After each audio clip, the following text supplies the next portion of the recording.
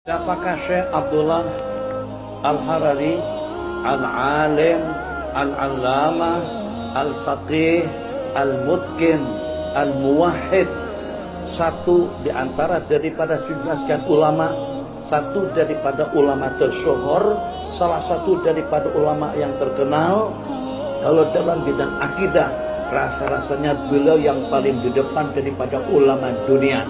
Bukan ulama Mekah, ulama dunia semuanya.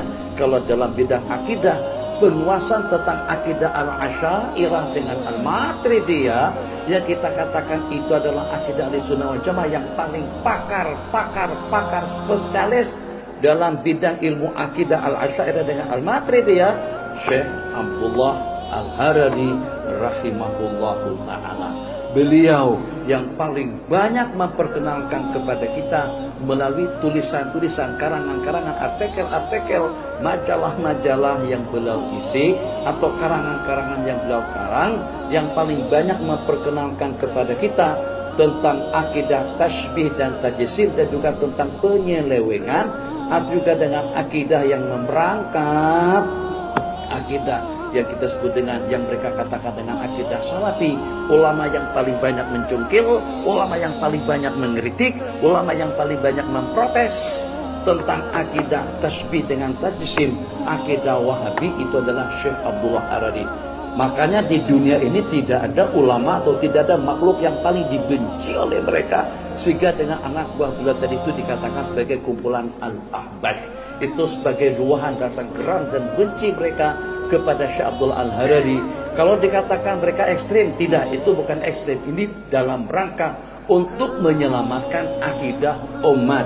Beliau atau kebenaran senantiasa selalu dengan beliau.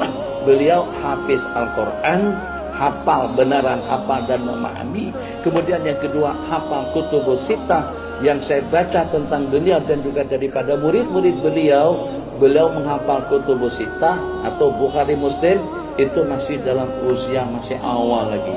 Beliau yang mencapai Syekh Al-Albani, Bani, kamu tidak hafal dalam 5-6 buah hadis dengan sanad yang bersambung sampai kepada Rasulullah SAW.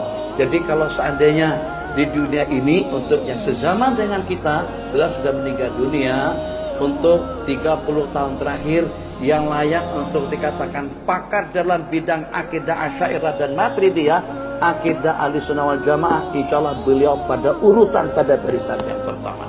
Kalau kita inginkan atau kalau kita ingin mengatakan di antara daripada ulama yang zuhud dan wara pun juga, beliau pun juga pada urutan